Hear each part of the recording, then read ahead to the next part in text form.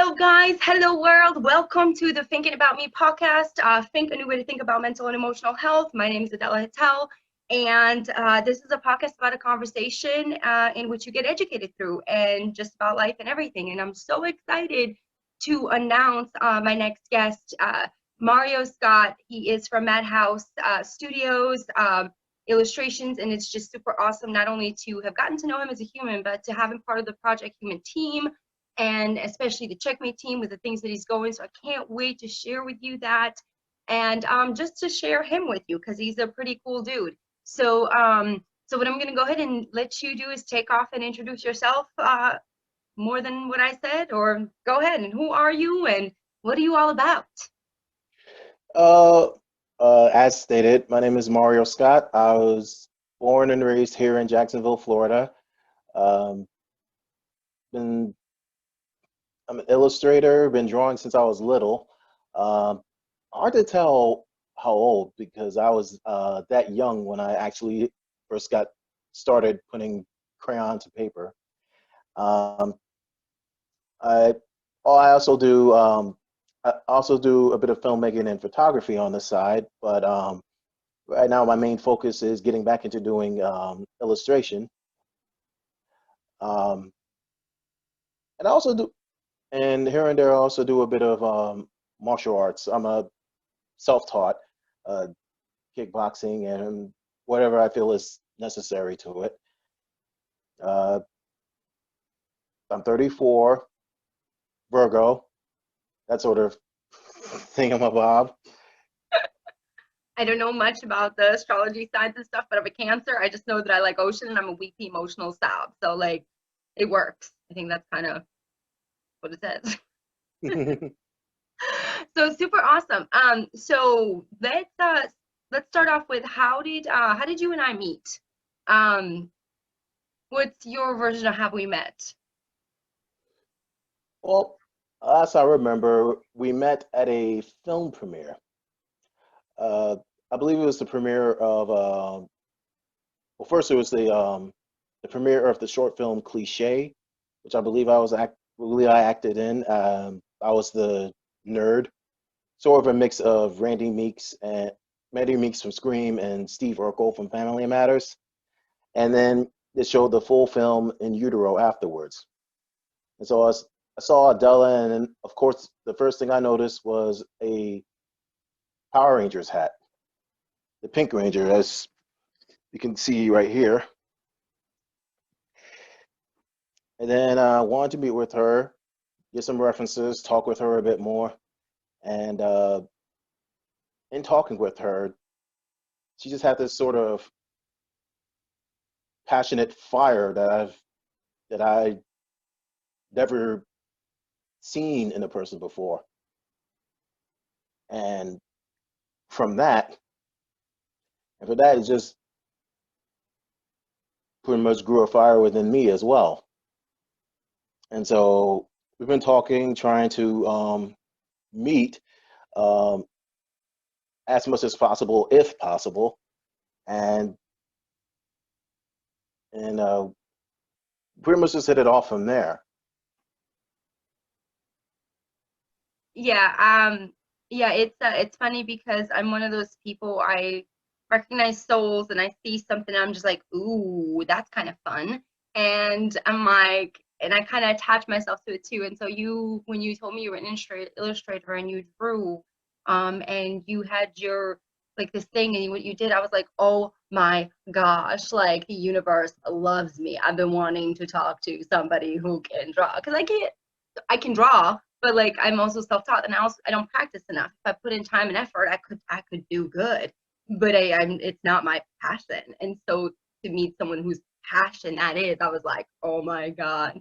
So it was pretty cool to sit down in that restaurant and talk to you. And when we did meet in that first like one-on-one, it was pretty cool to again get into your mind because it's different from what it's perceived, and what you put out to the world. And so um you have such a soft heart and such a beautiful heart that it like it translates so much in your eyes and your smile, and when you like feel it and you're like, oh my god, it warms everything around you. So it's pretty cool to get to know that side of you, um through your illustrations. I think that's where you shine brightly the most. That's pretty cool. You also mentioned you do kickboxing and like yourself self-taught in some karate, martial arts. Why did you pick that up? Why is that something that's you said for whatever is needed? What's that something that you do? Is that something personally that you like to keep yourself in shape or to keep your mind sharp, to keep your like what is that something you picked up as passionate about? To keep in shape is one, but also um, it seemed interesting to see everything going for you. Because I remember watching my dad. My dad is a big fan of martial arts movies, and he would show me some when I was younger.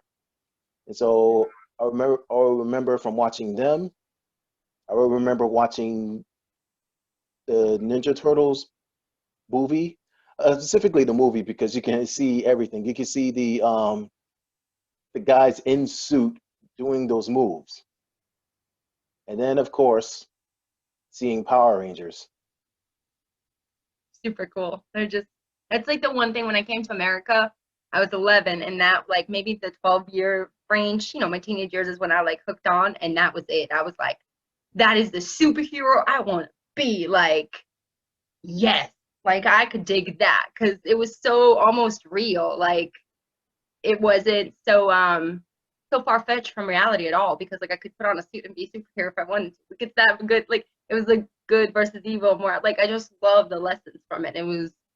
It's what kept me on the straight and narrow. That's like Power Rangers, guys. Like seriously, check into them. But that's I'm not Yeah, I'm not promoting them from that. I'm just saying they're beautiful.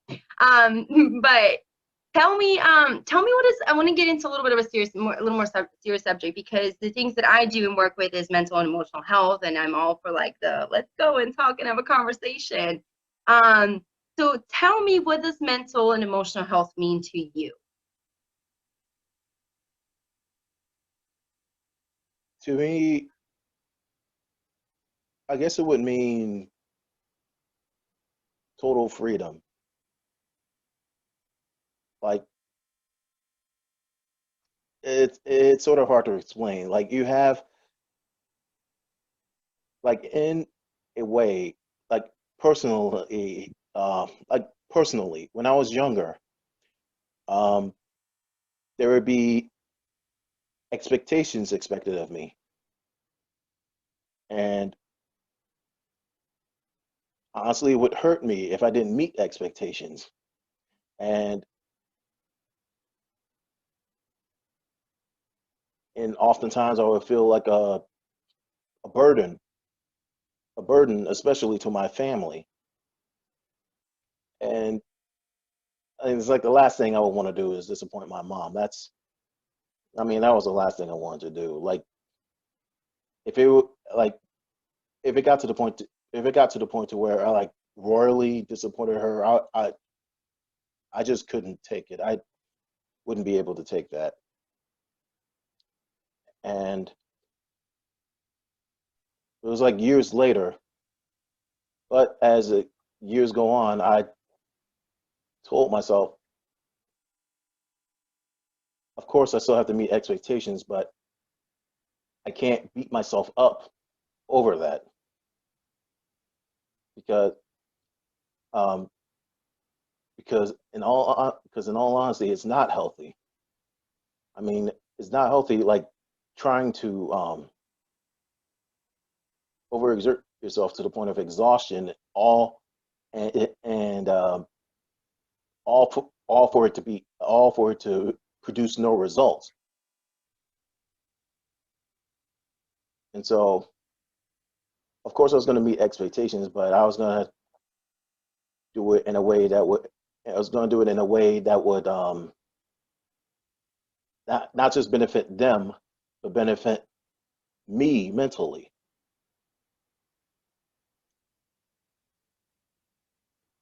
And so I wasn't gonna let like negative I wasn't gonna let something like negative get to me. Uh,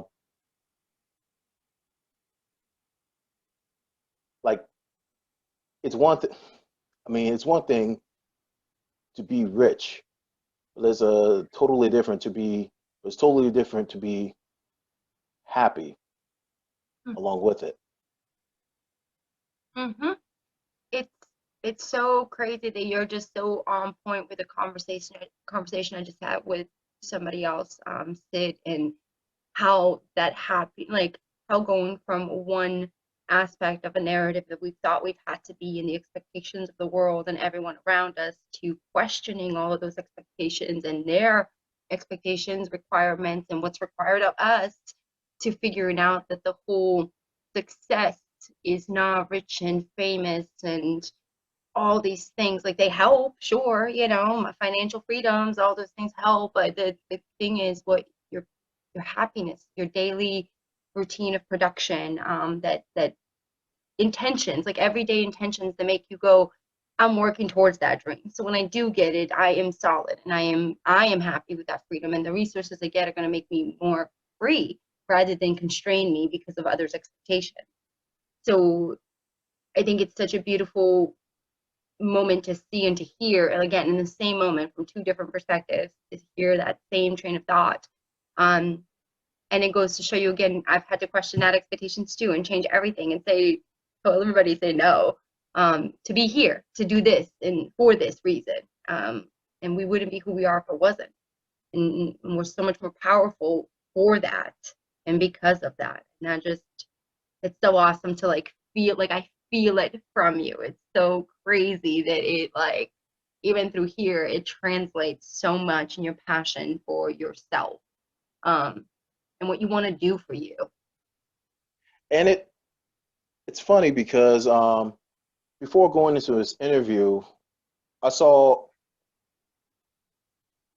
there's a series that they used to have on Noisy called The Therapist, and it's like 30 minutes long, but it had a special 1 hour long episode. And I saw that episode. It was an episode where he was doing a therapy session with Katy Perry.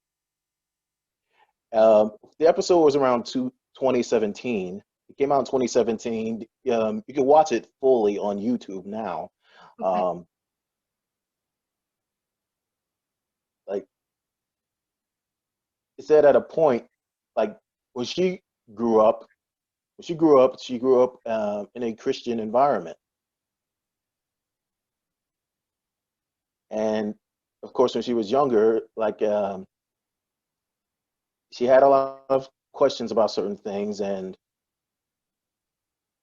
like she wanted to explore more, and she wanted some of those questions answered, but it felt as though she didn't get any because as she was growing as she was growing older, it it hit her a bit more. Um, it's like, and she was saying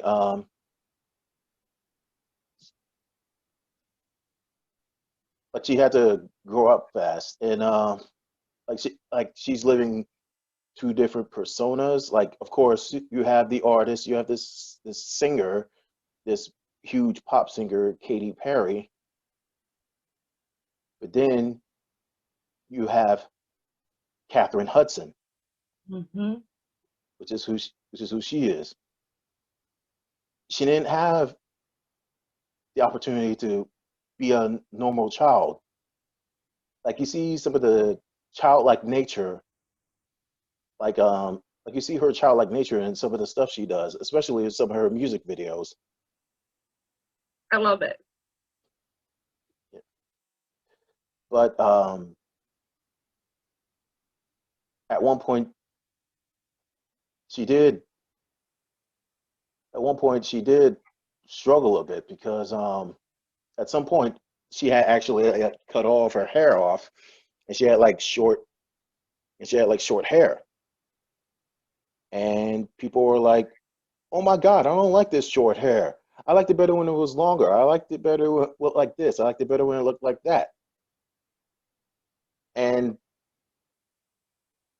which sucks because there's something not Katy Perry like. It was Catherine Hudson like. She wanted to put her own like She wanted to be more authentic with herself.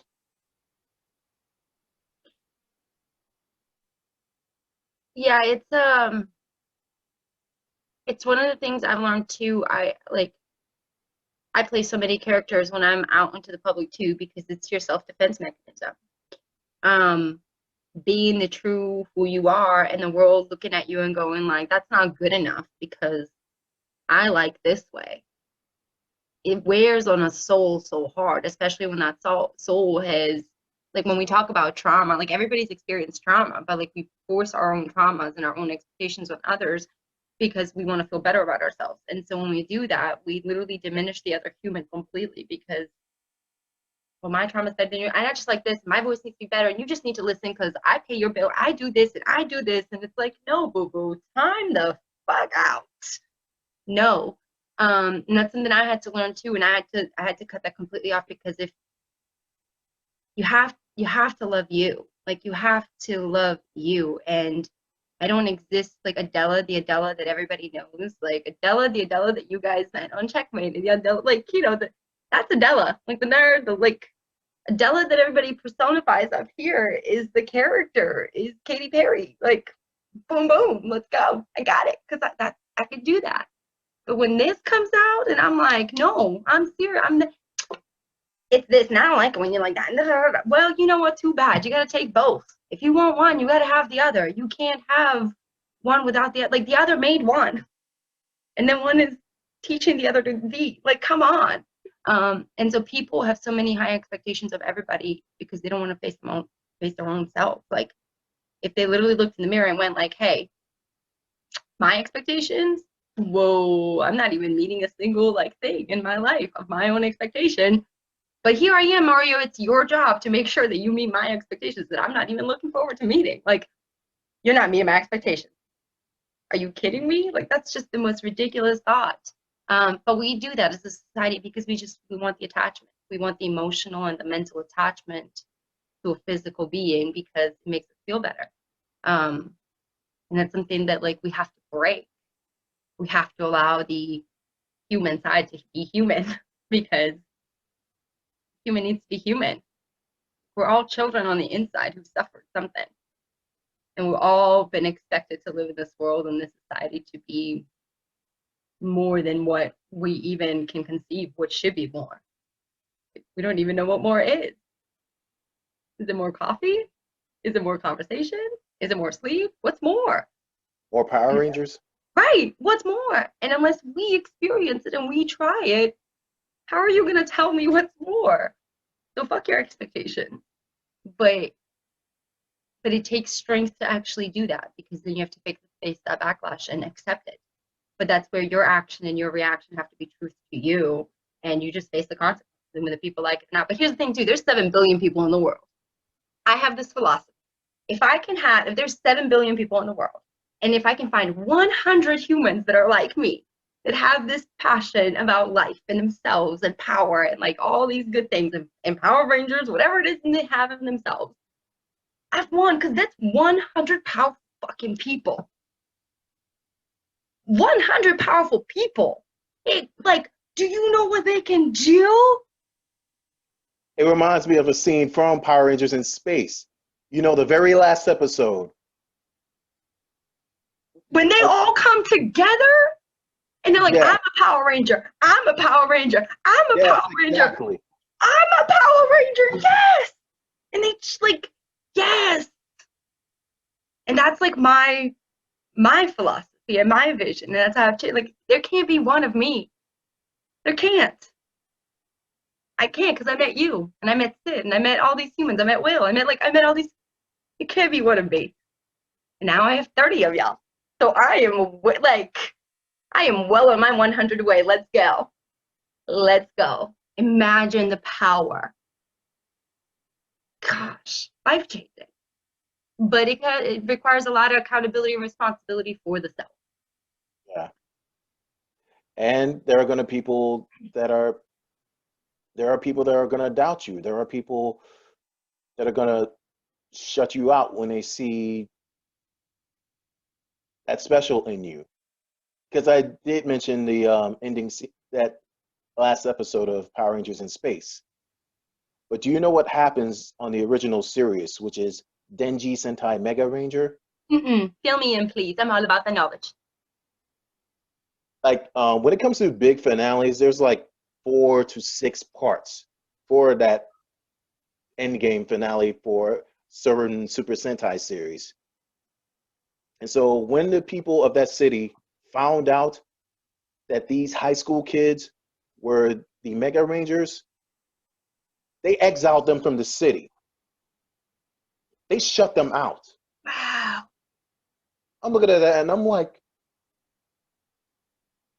these are kids. I mean, these are kids with powers trying to help save this city and possibly the world. And you're just going to shut them out like that? What's wrong with you? Because they found out who they truly were, and they weren't Katy Perry. They were. Yeah. But at the very last episode, there were a small few from the high school they were going to that was cheering them on. Because, in all honesty, the odds were stacked against them. Mhm. I mean, you had villains left and right trying to topple their city, and then you had like people shutting you out. Like everything was against these teenagers, and yet they still managed to pull it through, and just in time for graduation as well. Like, two birds with one stone. How, like, right? If they can do it, if they can have a normal life and fight the evil outside, what's wrong with us? We ain't got no evil other than us. What evil is coming right here, other than our own demons and creations? Like, literally. And yet we want to put when we put on the power suit, we do not want to like literally accept the responsibility. Like, with great power comes great responsibility. Like, you have to recognize, like, you have, like, your choices matter, your narrative matter, like, but you could still be human. And that's what I loved about them too. Like, you could still be human and make mistakes and screw up and like not do a good job, not be a good leader. I think that's how I learned, like, I wanted to be a good leader.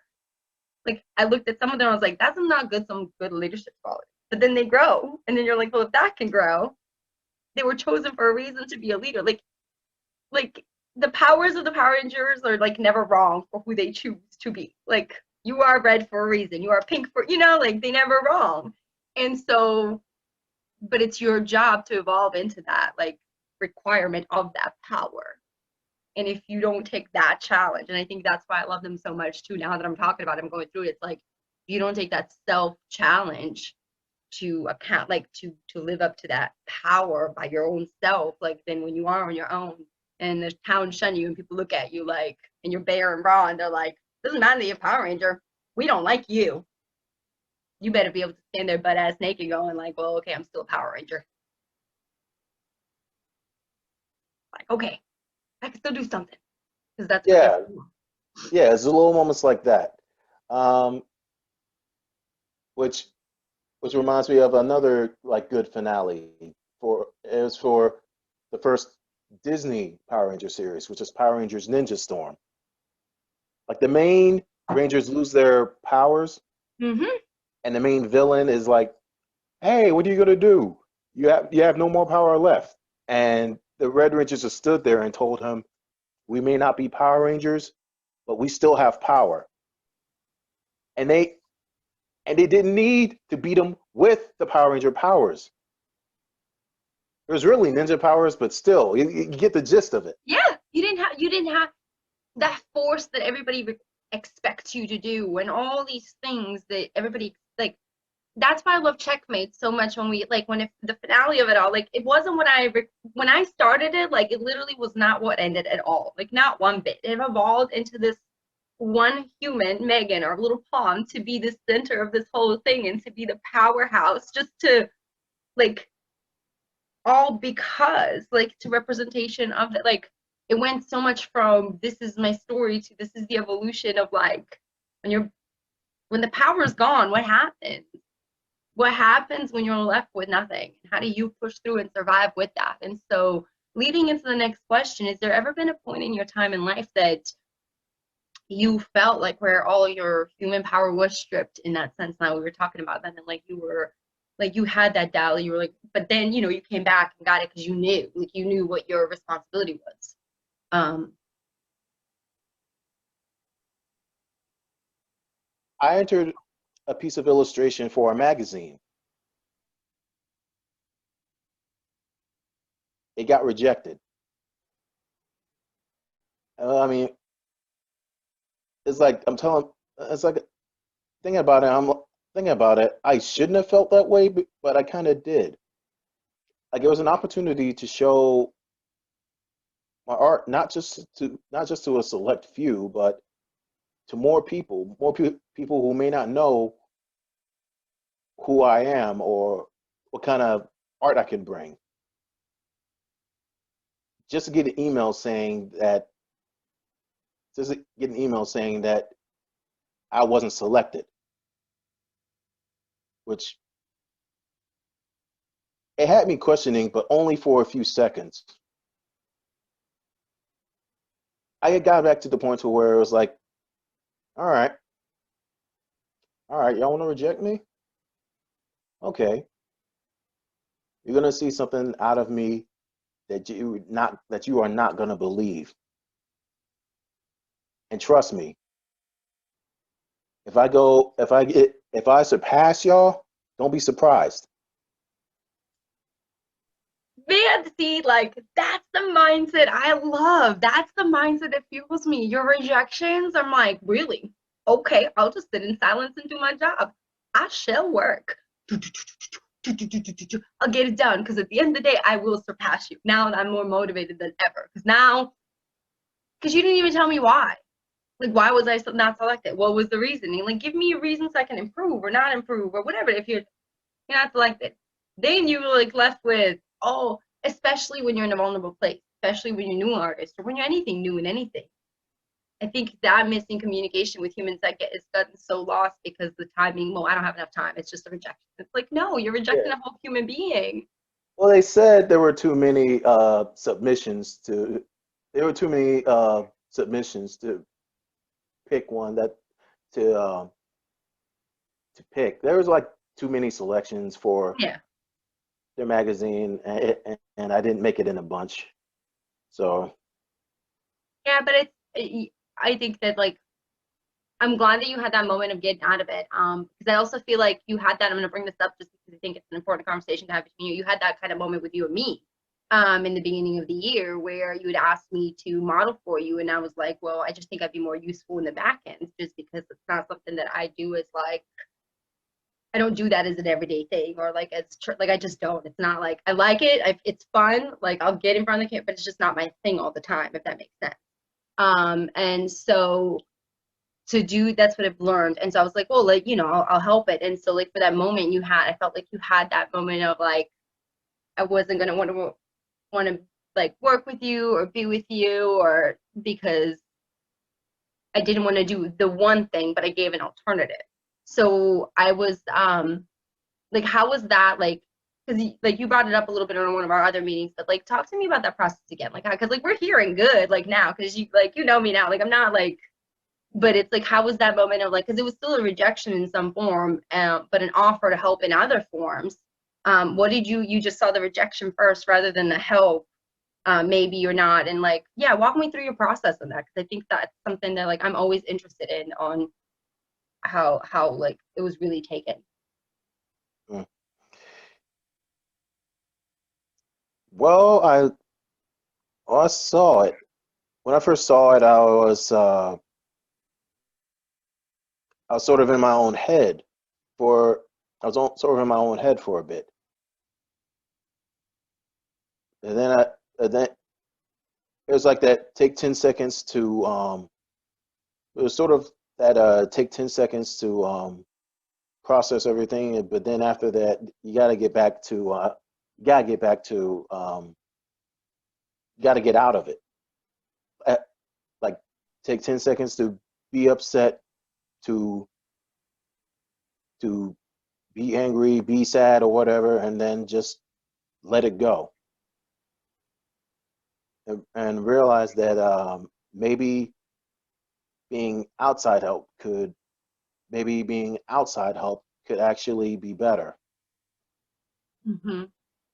That's something I had to learn myself, not to be center stage, if you will, when everybody asks. me, and to say no to things like that when I know that my value is better somewhere else.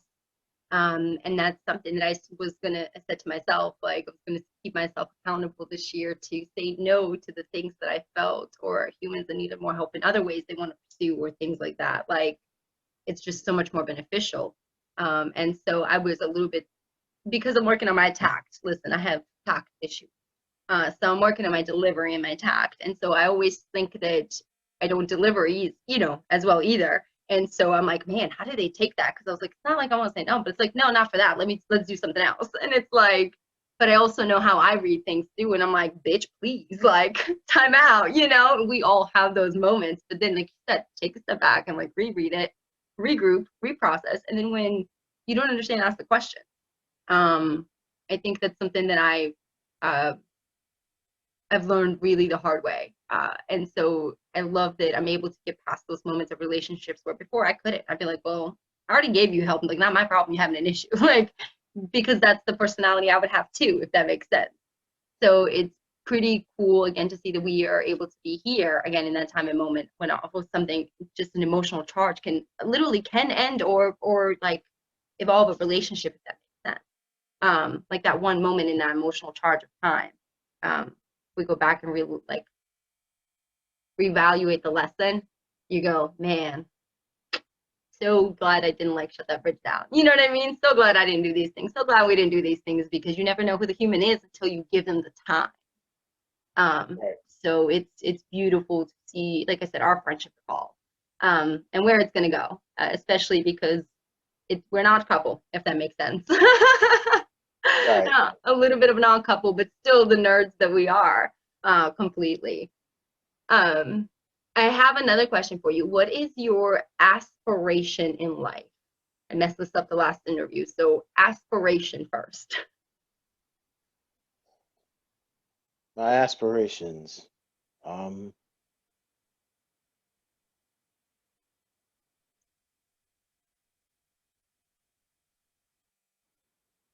to reach out, well, I want to reach out to others through my art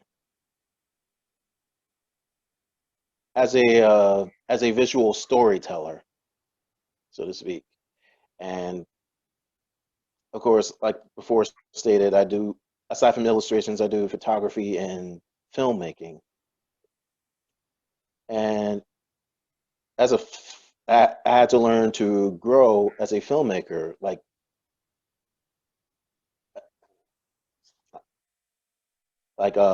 learning how to tell a better story, learning how to get the um, the shots I need and want, learning if needed how to act in this scenes.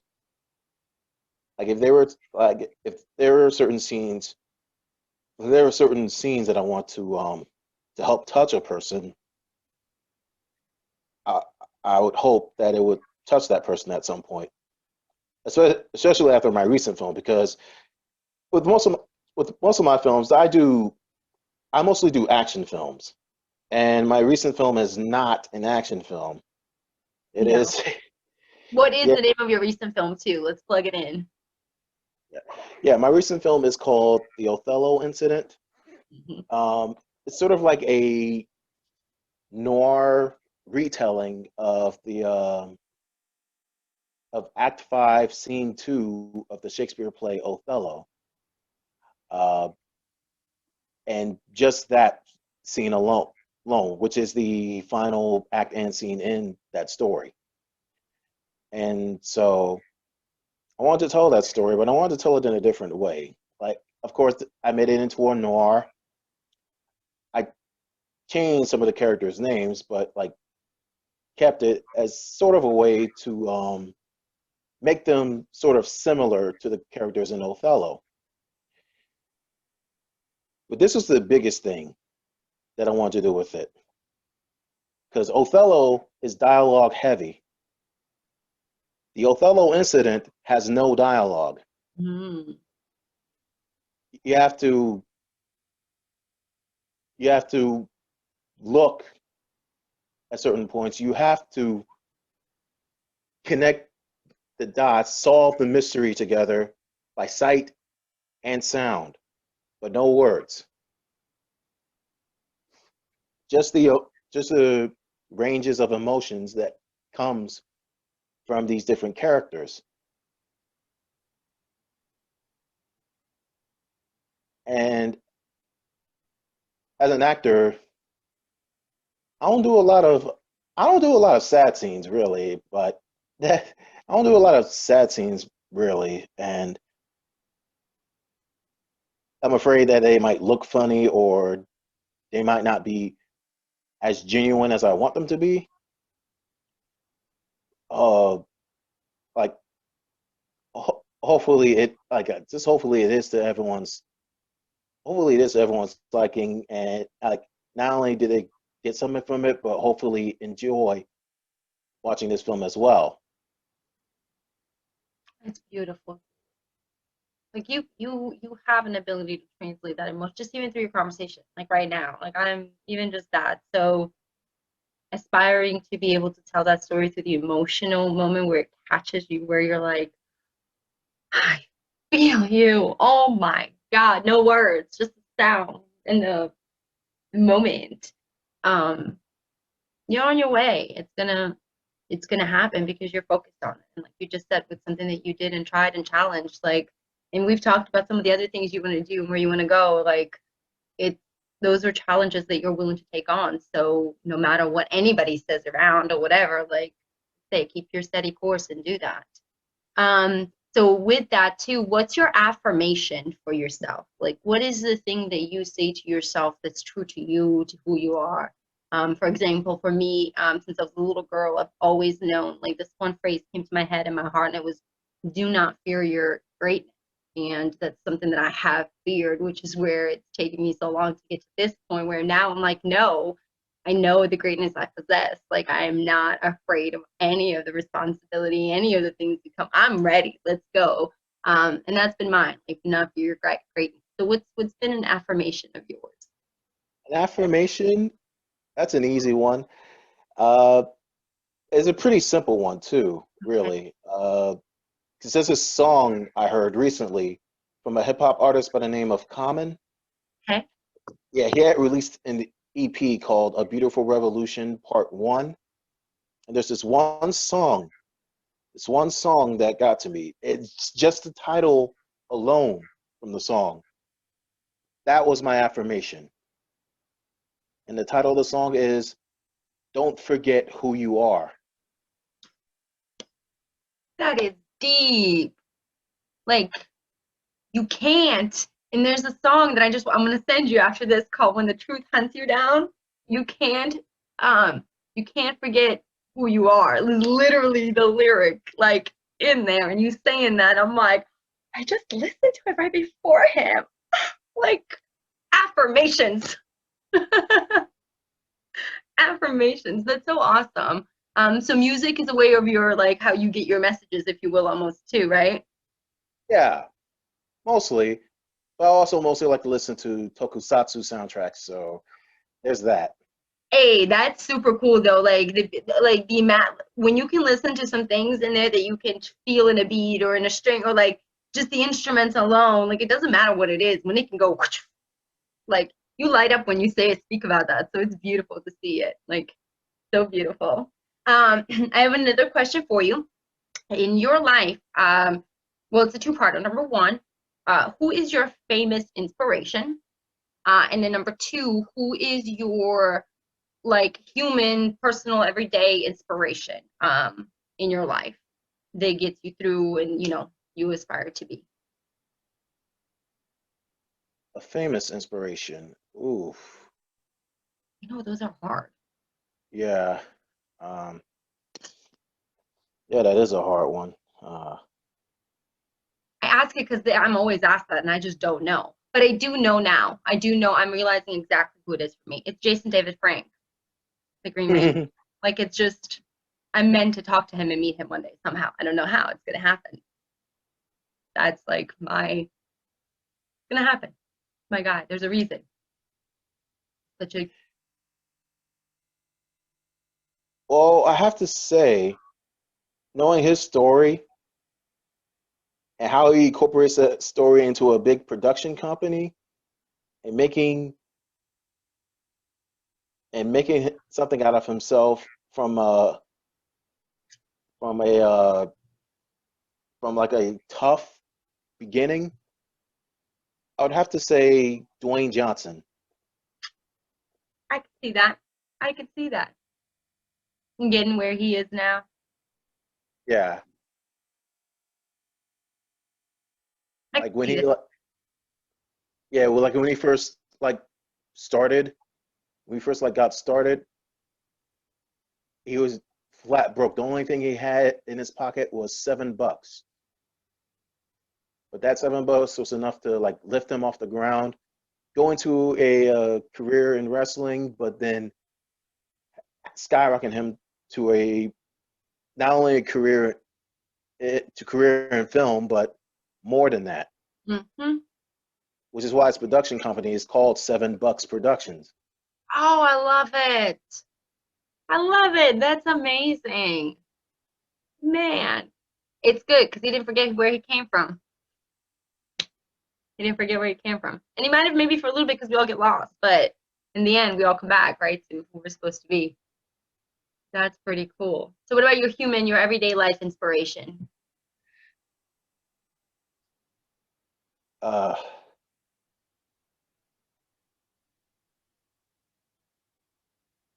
there are a couple that come to mind. My mom, she raised pretty much all of us like pretty much by herself. And being a single parent and doing that is not the easiest thing in the world. I don't know what that's like. And so I told myself when I'm ready, like I told myself when I'm ready, I'm not going to put another I'm not going to put another woman through that because I can't imagine how rough it is for them. I can't imagine how difficult it is for them because they have to put their whole life aside just to take care of their children. And thankfully, thankfully, I'm not a dad yet, but I am an uncle, and I want to be one of the cool uncles, but at the same time, make sure that my nephew knows knows what to do throughout his life. And he's only one, and It's never too early to start. yeah.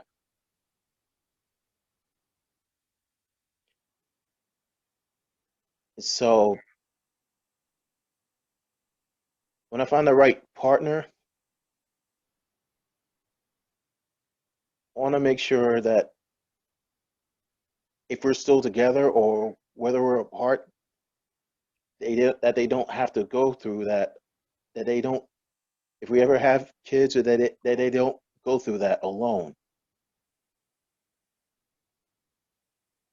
And for my mom to be able to come through out of that, and she's married now.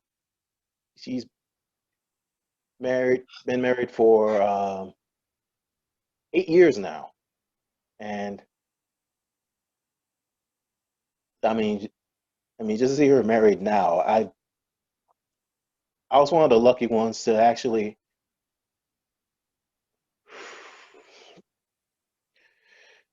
I also want to actually ended up getting to walk her down the aisle for her wedding and pass her along to her husband. Like I knew how significant that was, but talking about it, thinking about it now, I'm pretty much choking up here because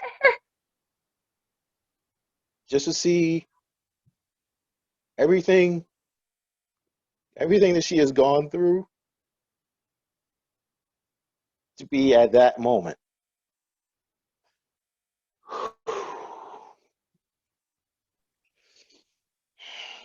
Isn't it beautiful to feel their happiness? To like see them where you know that they're safe and that they're not gonna hurt and that they've earned that. Like they've put in their time and their effort and they've paid a fucking price.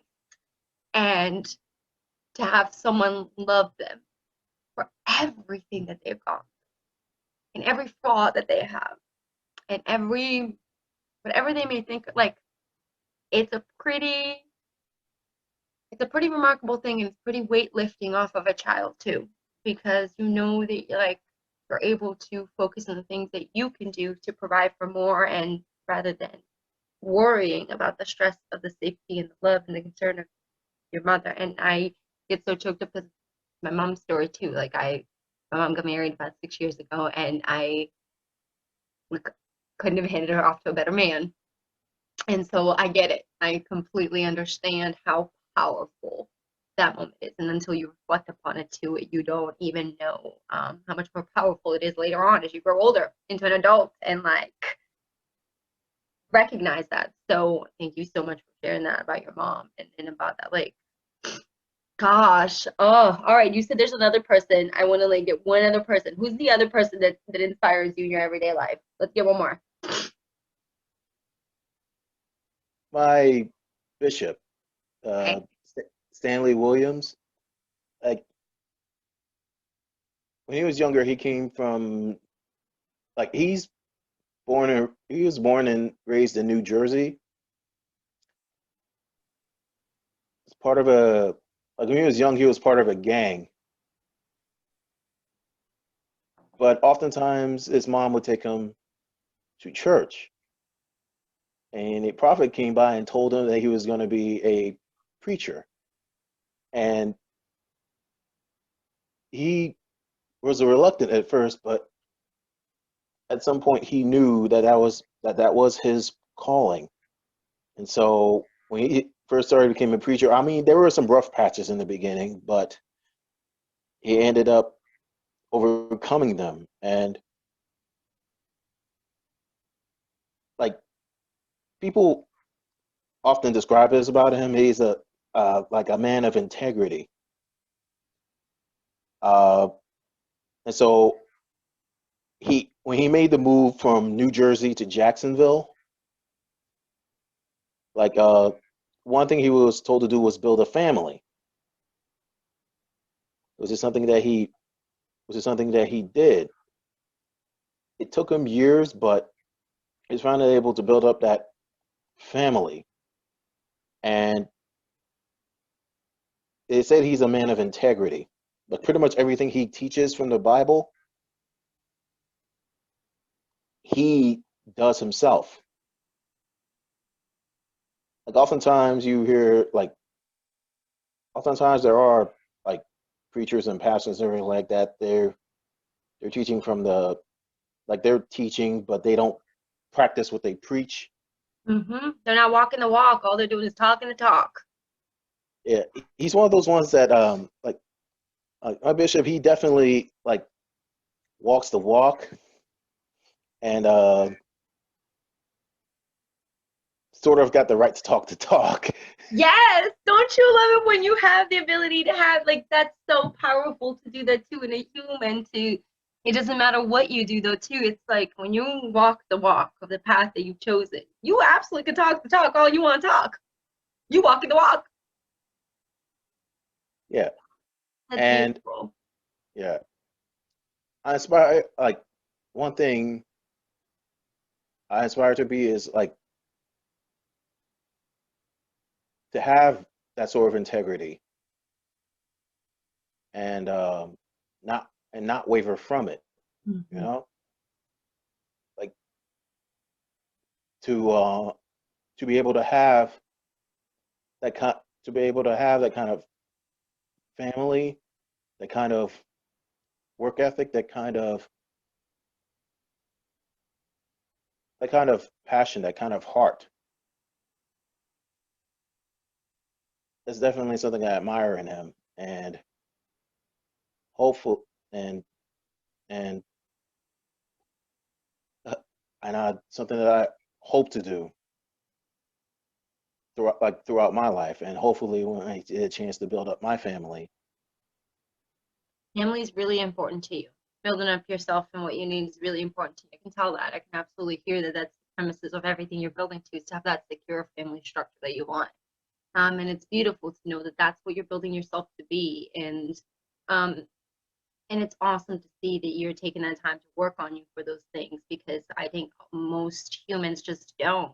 And again, like we talked about our early expectations, we're expected to be married and have our kids to do all these things, rather than what am I going to provide as this human first and foremost? Because what if I'm not ready to have kids and be married? What if I'm not ready to for that family life yet, but I want it? What do I have to do to be ready? And it's just beautiful to see you taking that, and that's very passionate to you. And I'd like to give you credit that I see that through your heart. Like I see the good human and passion that you're really working towards, and um, it shines through when you speak about it. It shines through definitely so hard in your eyes, in your emotion, and the way you even hold it back as you restrain yourself from letting go. It's still beautiful to see that you do let go, even if it's a little bit. You do let go enough um, for that, and I think it's beautiful. I wanted to ask you one other question before I forget, because I think this is important. You started Madhouse Studio Illustrations, right? And tell me how and why you started that, because you're an entrepreneur. Let's not like take that out of what we're talking about. I think it's a very important topic to cover. So tell me why you started that, and where everybody can find you, and see your work.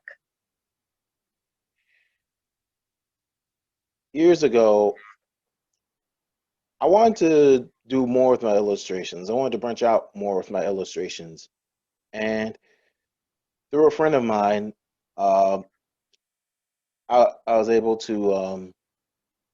Well, first I came up with a sort of nickname, sort of artist personality of my own, uh, which was the Madman, and that was around 15 years ago. 15 years ago, because honestly, at first I was a huge Madonna fan. We have some Madonna things. We need to have a Madonna day. We're gonna have a Madonna day. Okay. Yeah, and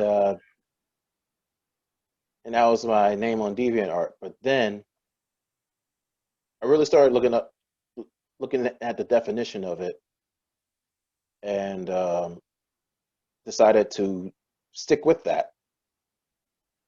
Not to say that, not to say that I myself am a madman, but the techniques, the techniques,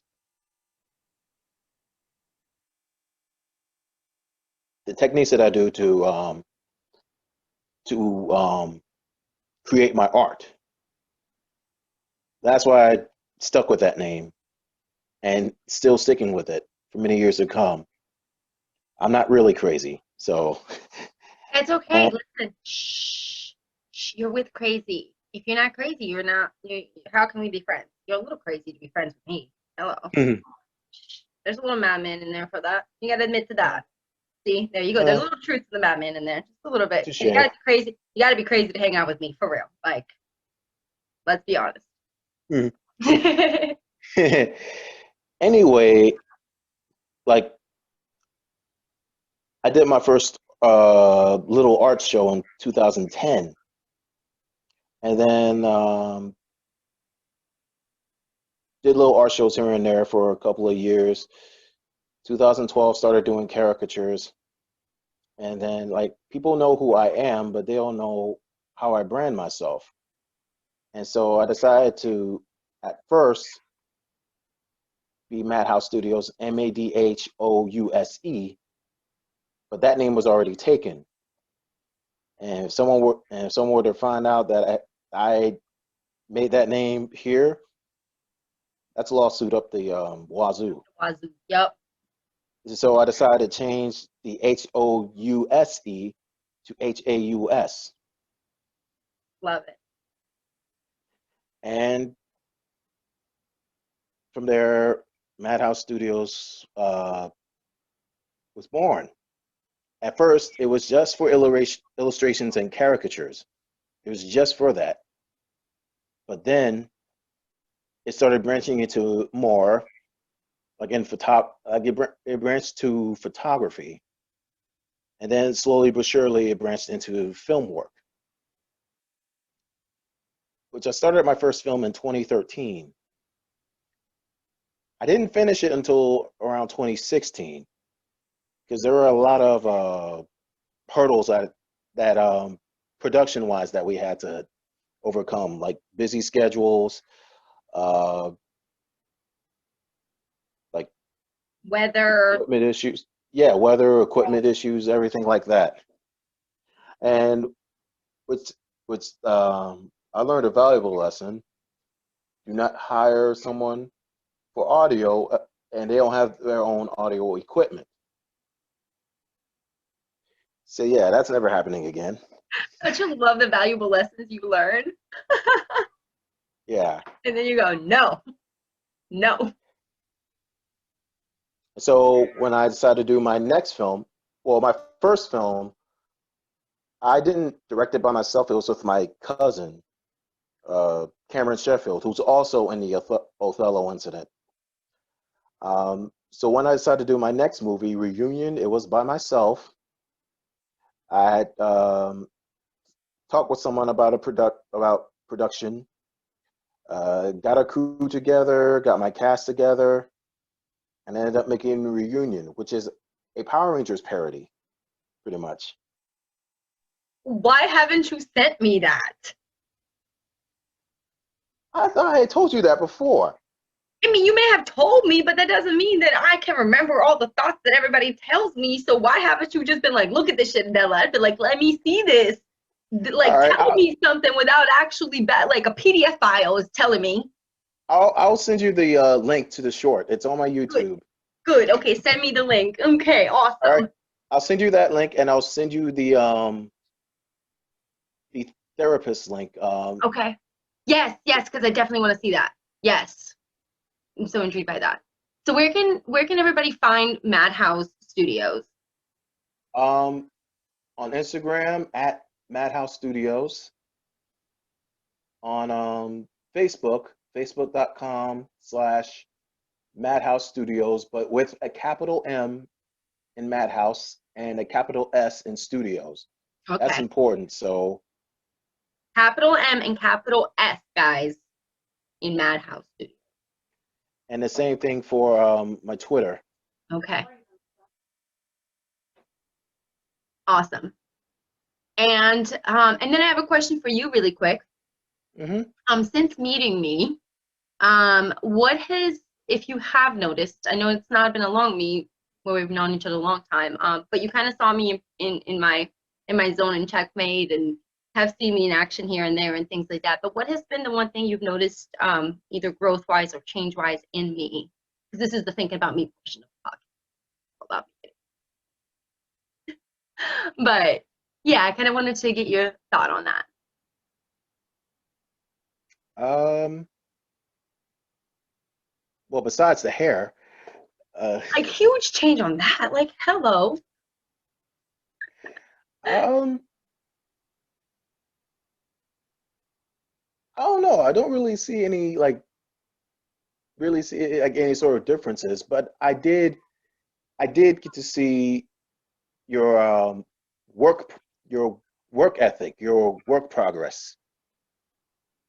And so like when we were hanging out together, we would just talk, and in a way it's all a bit of my work ethic when it came to like coming up with illustrations.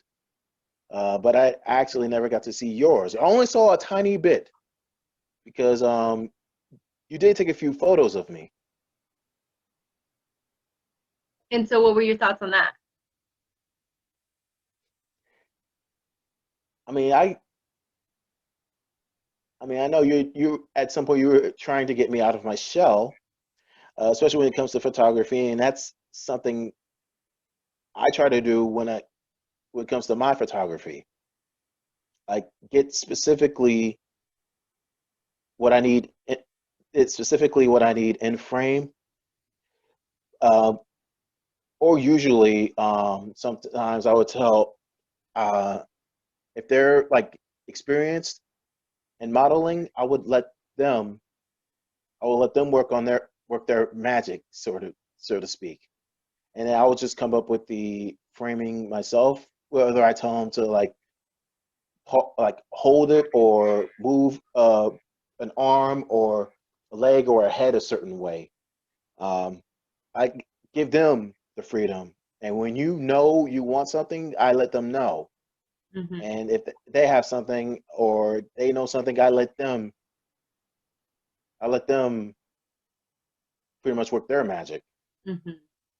Yeah. Yeah, it's definitely it's that this whole process is all about the self and the growth and the evolution. And so one of the things that I'm very, very, very proud and conscious about is my impact on humans and those around us, how I what my work ethic does be perceived. And so I'm glad it's a good one. So I'm so happy I got to talk to you. I'm so glad we got to like be here and people will get to genuinely feel your heart, dude, because it's so big and beautiful. It's ridiculous. And every time you speak about the things you're so passionate about. So thank you so much for sharing that with me, like genuinely, because I know that um, it's not something people just genuinely do. I know the power I hold when I have a conversation, and I do value the trust that you guys give me through that. Not something I take so lightly. So thank you so much because it brings so much joy to my heart to be like, I know that human, like, oh. Um, so yeah, is there anything you want to leave our humans with before we sign off? I actually do have a question for you. Ooh, okay. When it comes to your fashion or certain projects, when it comes to fashion, what inspires you to get to that zone, get your creative juices flowing? Music. I like there's not for me music saved my life. Music 8 years ago, no, well 9 years ago now. I it was the first time I heard a song. It was by Mano, and it's called Unstoppable, and it's been my anthem since then. But there's a line and it says, "Fuck it, I convinced myself," and I was like, "Fuck it, I'll convince myself." And since then, I like that song and those lyrics. I literally saw my life. I saw them in a film. Like I saw it. I saw the clothes I was wearing. For the first time, I could see. And since then, I've trained my mind to pretty much the moment that I know I want to go to that zone, like when we did Checkmate and Lions Inside. So I'd go into that zone of those artists and those lyrics and that power, and then it would I'd look at the fabric, and then how the fabric flows, and I'm like, oh yes. But what the final decision is a human, um, and it's how they'll feel. So after all those things, I put my music on and I think of the human. I look at the picture and I'm like, yes. And then if I could see the human go like this and I can see the fabric go like that, it's Mhm. like, yes, that's it. And then I'll sit there and go, I can see them, keep on sewing. Or it's $1 million idea, it's $1 million idea. Or my other one is that I don't want to disappoint. So I want to keep my word. And one of my biggest things in my life is that my word is my law. And if I can't keep my word, I don't know what to do. And I'm gonna screw up sometimes, but if I say I'm going to do it, I'm going to give it my all. And if I don't finish all of it, which I didn't even finish all of it on some things, but if I did something, and I did it, and so that's what. And fabric speaks to me. Like fabric will call people's names to me. Like I'll walk by and the fabric will be like Ashley, and I'm like, yes, that's the one. Or it'll be like Sid, and I'm like, yes, that's the one, because I can walk by and just hear it because it'll go with the tune and it'll go with the color. It all kind of comes together, and it's all based off of a song, off of music, which I think is so powerful to even know that that can happen off of one human's thought, one human's creation, one human's moment that sat in their room doing the same thing we're doing, creating and inspiring someone else. And I think that's what ultimately is the beauty of art and the beauty of what we all are as artists, that we are able to inspire somebody to be greater than what we already are, or inspire them to see their potential greatness. Um, So yeah, definitely music inspires all of that. And then the fact I have like an obsession. I could go on. I'm like, oh, all day long and just forget that I'm even here. Well, thank you. That was an awesome question. I appreciate that. I haven't been asked the question yet. That's awesome. So anyway, guys, thank you so much for joining us on this interview. My cat is right here trying to come in and out too. So if you see a tail, that's that. Thank you so much. We appreciate you so much for being here. Follow Madhouse Studios. Remember, on Facebook, it's Mad with a capital M. I'm trying to remember sign language, so guys, I messed up completely. Tell me. Capital M, capital S for his tagline, and then Madhouse Studios on Instagram. And then find Project Human, PHInc, new way to think, on Instagram, and then PHInc-ing.org at our website, thinking.org. And Facebook is Project Human Incorporated PHInc. So any one of those sites, any one of those tags, you can find us, you can talk to us. And this, we're just so excited about everything that's coming up and all these new things. So thank you so much, Mario, for joining us, and we'll talk to you guys later.